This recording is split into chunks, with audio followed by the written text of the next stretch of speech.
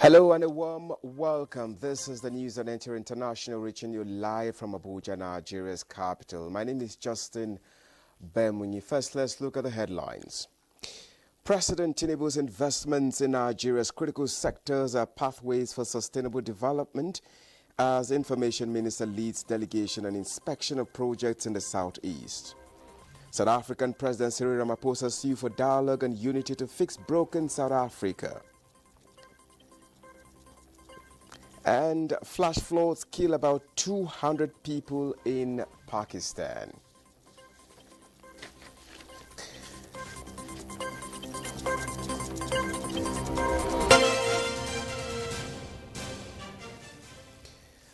Once again, thank you so much for joining us. And my sign language interpreter is John Bamidele. Now, the globe and especially Ukraine, Russia and Europe wait earnestly for the summit between President Donald Trump and President Vladimir Putin of Russia to hold in Alaska, in hopes that a credible stance gets to evolve towards permanent ceasefire in the Russian-Ukraine conflict that has raged for close to 3 years. The summit is a few hours away to hold as President Trump and Putin are already in Alaska. Russian President Vladimir Putin was the first to arrive in Alaska, where he addressed a press briefing outlining the proposals he intends to present to U.S. President Donald Trump. President Putin praised what he described as the sincere efforts of the United States to end the Ukraine conflict.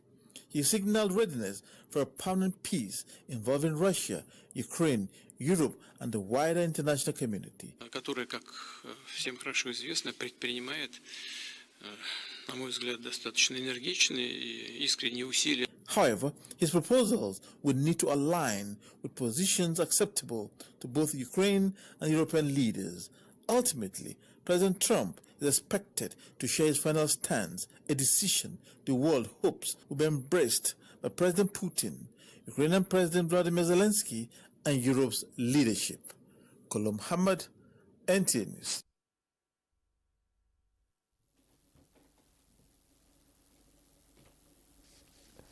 Nigerian contestants at this year's King Abdulaziz International Quran competition are already putting up superlative performances with flawless recitation of Islam's holy book at the Grand Mosque in Makkah. Tokwe Alabi reports on the competition organized by the Ministry of Islamic Affairs, Dawah and Guidance under the patronage of the custodian of the two holy mosques, King Salman Abdulaziz Al Saud.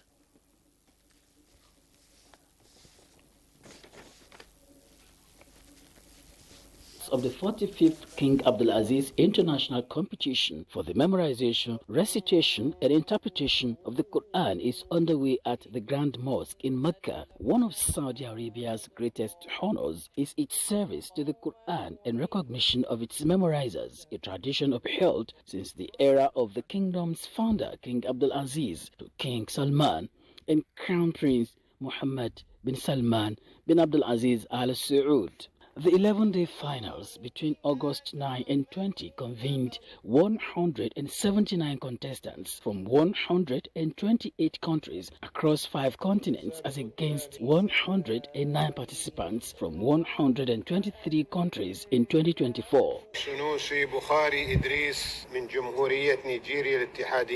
مثل الذين ينفقون أموالهم في سبيل الله كمثل حبة. Nigeria's Bukhari Sunusi Idris is contesting in the first category, while Bilal Hamza is in the second category, and both have been putting up impressive performances along other contestants from Africa and beyond under a panel of international referees selected from Saudi Arabia, Morocco, Uganda and Albania.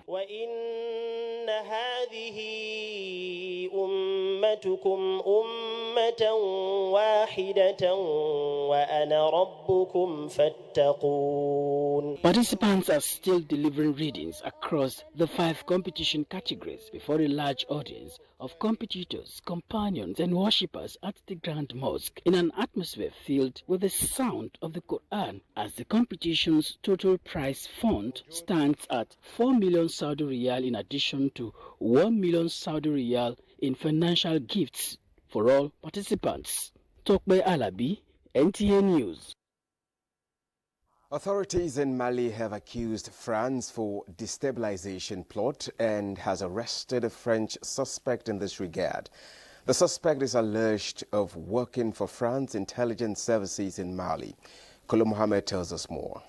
Malian authority is accusing France for sponsoring destabilization in the country. Recently, 2 very senior army generals, 2 former prime ministers, and over 40 military officers were arrested on charges linked to coup d'etat against the junta. Mali has thanked the professionalism and vigilance of the special services that foiled the conspiracy, closely followed by arrest of those involved on 1st August 2025. Mali Security Minister, while making this known in press conference, closed on the note that a French national accused of working for French intelligence in Mali has been arrested. General Goita, the head of the junta, is to give national broadcast after investigation and arrest are completed. Political analysts in Mali said it is in his broadcast that the punishment to be meted on the accused coup plotters will be made public. In another news, at least 56 people have died and dozens more remain missing after torrents of water and mud driven by intense rain crashed through a Himalayan village in Indian-administered Kashmir. It is the second deadly flooding disaster in India this month. Kashmir Chief Omar Abdullah said the news is grim, reporting a cloudburst of heavy rain that hit the Keshwar district in Kashmir. Kolo Muhammad, NTA News. Now, President Cyril Ramaphosa has urged South Africans to come together to find solutions to the country's many problems, launching Friday a months-long national dialogue, dismissed by critics as a costly talk show. The nationwide public consultation comes with Africa's most industrialized nation still grappling with massive poverty and inequality 30 years after the end of apartheid. We all agree that there are many things that are broken in our country, Ramaphosa told a convention of more than 1,000 people that will draw up a roadmap for local level meetings across the country over 6 to 9 months. He said by getting together, talking to each other, we should be able to find solutions on how we can put many of the things that are broken in our country together. Among the problems Ramaphosa cited were unemployment that has passed 33% and inequality among the starkest in the world. Priorities listed by organizers included high crime and land reform, with most farmlands still in the hands of the white minority. Ramaphosa's African National Congress, ANC, is touting the dialogue as a conversation among South Africans to chart a brighter future, but it has been met with skepticism by critics. The Democratic Alliance, the second largest party in the rocky-year-old government of national unity, labeled the process as meaningless and an obscene waste of money and said it would not take part. The 2-day convention was snubbed by key backers of the dialogue, including former President Thabo Mbeki, after complaints that it had been rushed and concerns about the budget. Amid reports that it will cost taxpayers several hundred million rand, the presidency has said everything would be done to reduce costs, with some venues and transport to be provided for free. Ramaphosa called on people from across the diverse nation of 63 million to take part. We must aim to emerge from this process with a shared national vision.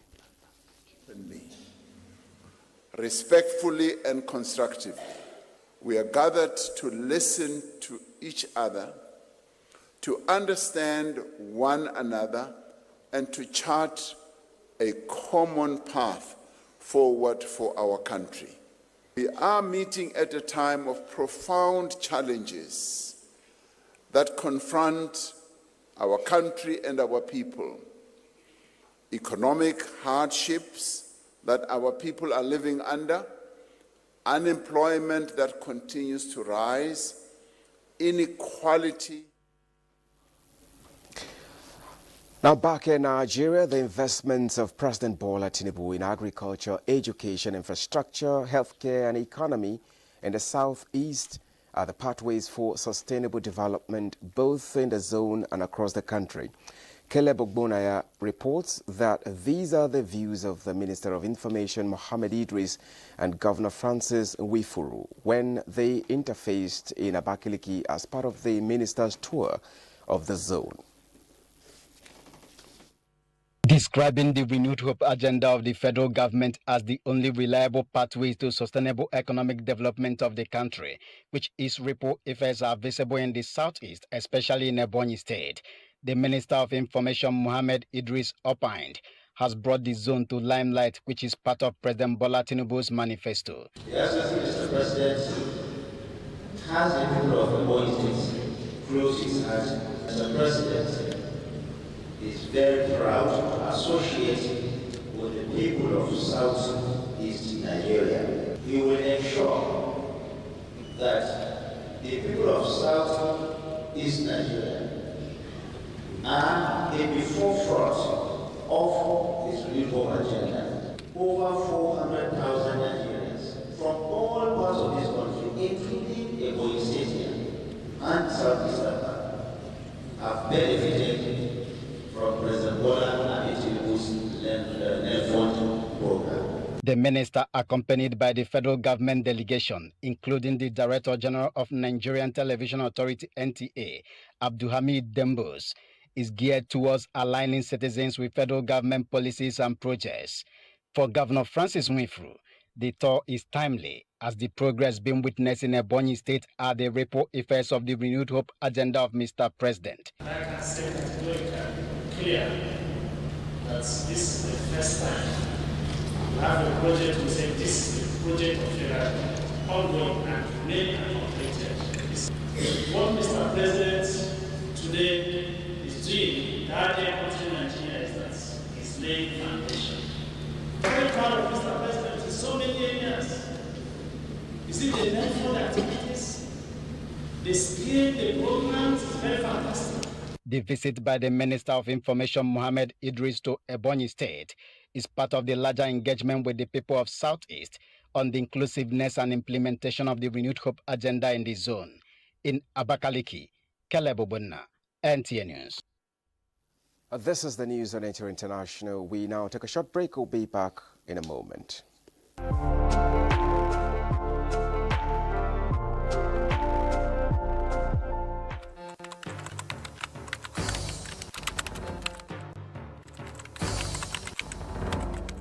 I therefore call on my colleagues, or media professionals and editors, to be discerning in their reportage.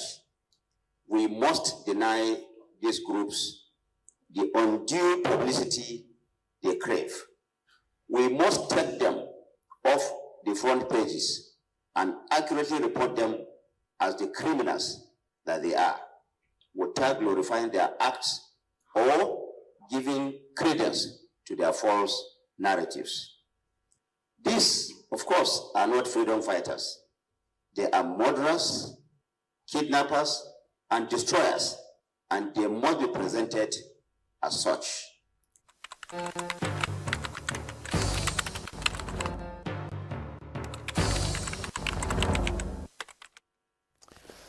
Now, the Minister of Agriculture and Food Security, Senator Abubakar Kyari, has assured the National Drug Law Enforcement Agency of the readiness of his ministry to support ongoing drug control efforts by NDLEA, especially in the areas of creating alternatives for illicit drug producers and provision of agricultural opportunities for drug users undergoing rehabilitation to prevent them from relapse. Senator Kyari gave the assurance when Chairman and Chief Executive Officer of NDLEA, Brigadier General Mohammed Buba Marwa, retired, led some members of his management team to a meeting with the Minister of Top with the minister and top officials of the ministry in Abuja. The visit was to seek collaboration between NDLEA and the Ministry of Agriculture and Food Security as part of ongoing efforts to surmount the challenge of drug scourge facing the country, as well as find alternative solution for cannabis growers across the country. Marwa noted that out of the 14.3 million drug users in Nigeria, 10.6 million of them abuse cannabis alone, making the psychoactive substance the most commonly abused in the country. Environmentalists, in collaboration with Women Farmers Advancement Network, have appealed for stronger cooperation, policy reforms and awareness campaign to integrate climate-smart agriculture and carbon credit opportunities into Nigeria's food security initiatives. This came to the fore at a stakeholders meeting in Abuja, and Musa Babali reports. Between July 6 and 13, 2025, a delegation from the Women Farmers Advancement Network, WOFAN, was in Paris, France, to study smart agriculture and climate-resilient practices for food security. They joined representatives from 17 countries in a week-long workshop facilitated by experts from the United Kingdom. The delegation has returned, and this workshop was organized to share the knowledge and experiences gained during the training. Technologies that are climate smart. Dr. Sani Miko, a key participant, explained that the workshop served as a planning session to deploy climate-smart technologies across selected Nigerian states. They came out with innovations, technologies that are climate smart. A range of them that we can pick, and they are available. Some of them tested, proven, and they have been found to be working. Another group talked about how do we establish climate smart communities. What are the process?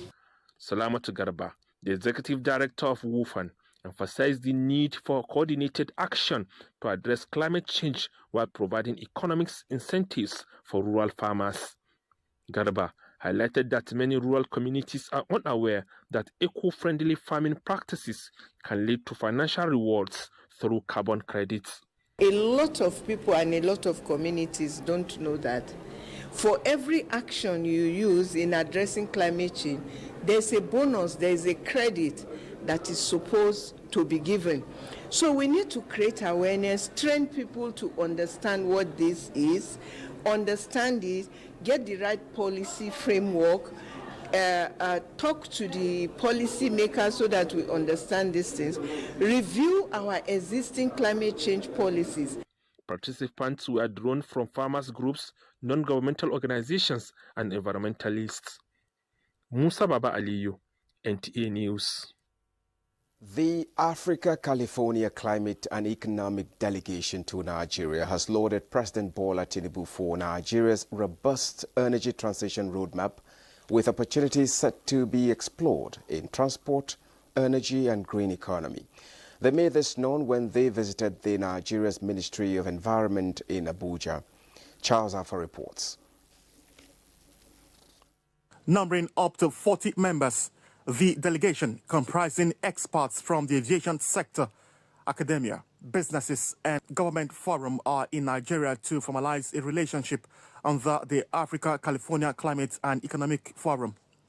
Comparing Nigeria-California climate issues, Toks Omishakin, leader of the delegation, told the Minister of Environment, Balarabe Abbas Lawal, that while the transportation sector constitutes 50% of the country's greenhouse gas emissions, its power sector and industries constitute the same as much as Nigeria has to deal with. California's economy, $4.1 trillion, $1 trillion above the entire African continent, he said offers more opportunities for Nigeria. Hence, the need for this partnership.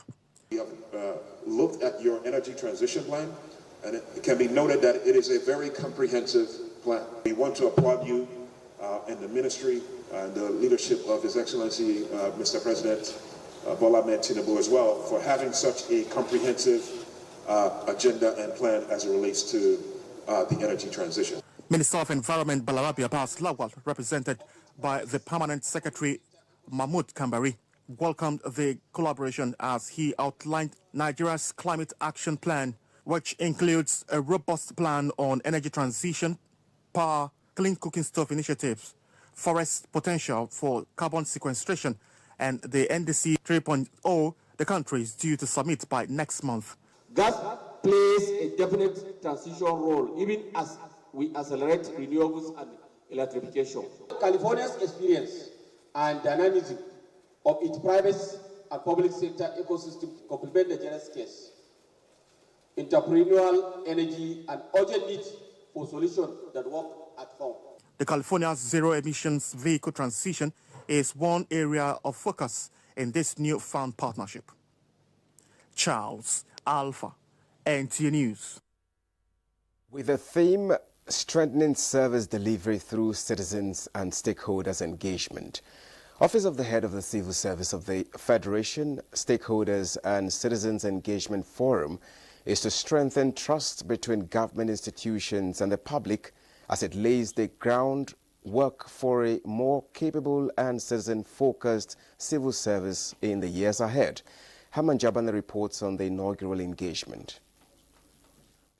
The quarterly Stakeholders and Citizens Forum under the auspices of the Office of the Head of the Civil Service of the Federation serves as a strategic platform for dialogue between federal civil service, key stakeholders and the Nigerian public. It provides an avenue for sharing progress on the ongoing reforms, receiving feedbacks and addressing concerns on policies and initiatives designed to improve service delivery. It equally underscores the Office of the Head of the Civil Service commitment to transparency, accountability, and participatory governance in line with the principles of good public administration. The engagement also highlights the progress of the Federal Civil Service Strategic and Implementation Plan 2021 to 2025, which focuses on capacity building, innovation, and service-wide reforms. I urge every public servant to redouble their commitment to excellence.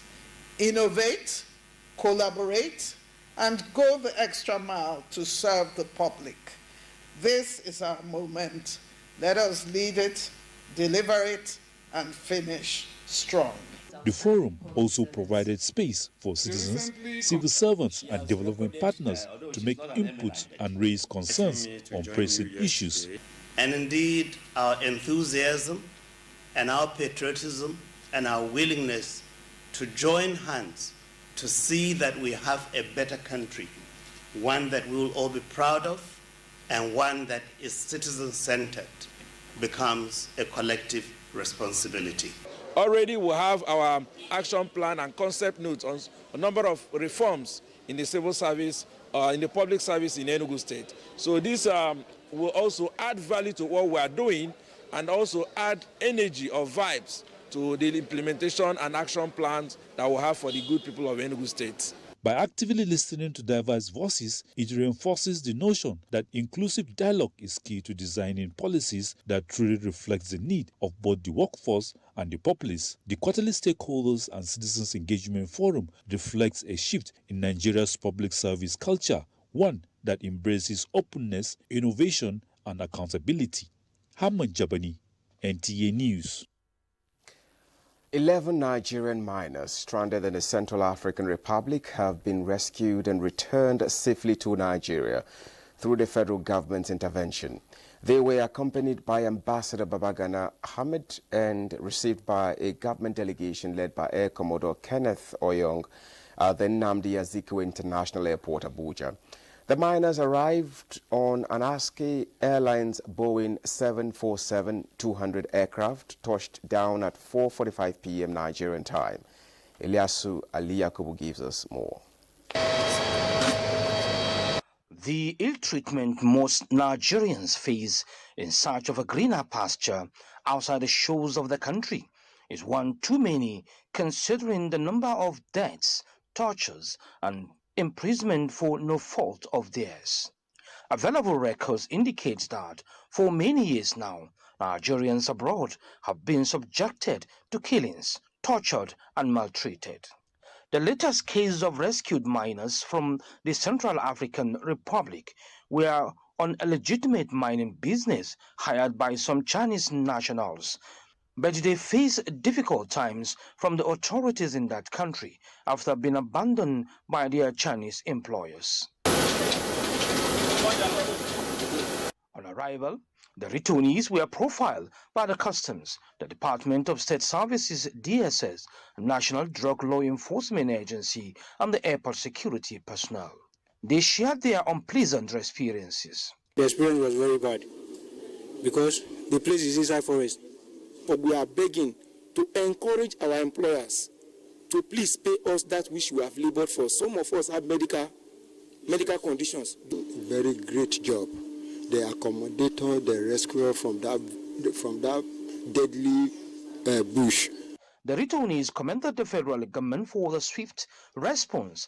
Leader of the federal government delegation and NEMA's director of search and rescue, Commodore Kenneth Oyong, said, "Government will always be responsible for the welfare of its citizens." And the swift action of these agencies is a reflection of the President Bola Ahmed Tinubu's vision of ensuring that every Nigerian who is in a difficult situation anywhere in the world is, of course, attended to and is brought back home. Following the swift intervention by the embassy in collaboration with relevant hot authorities and their employee, the stranded national was successfully rescued and evacuated to Bangui on 28 July 2025. 200,000 naira was handed to each of the returnees as transport fare to their various destinations. In Abuja, Ilyasu Ali Yakubu, NTA News. Now, the Governing All Progressives Congress APC says the allegation surrounding the declaration of APC as a terrorist organization by a Canadian court was baseless, unfounded, and untrue. In a statement signed by its National Publicity Secretary, Felix Morka says the declaration was allegedly made in the case of Douglas Egareva and the Minister of Public Safety and Emergency Preparedness, in which the applicant Douglas Egareva sought judicial review of a decision by the Canadian Immigration Appeal Division IAD, which determined that the applicant was inadmissible in Canada under its Immigration and Refugee Protection Act, IRPA. In a decision in the matter dated June 17, 2025, Judge Pong TV Ngo dismissed the application for judicial review on the ground that the applicant was a member of the People's Democratic Party, PDP, and that the PDP was an organization engaged in acts of subversion pursuant to paragraph 34, subsection 1 and B, subsection 1 of the IRPA, making him inadmissible in Canada. And this is where we end the news on Enter International. Thank you so much for being a part of it. My name is Justin Bemuni.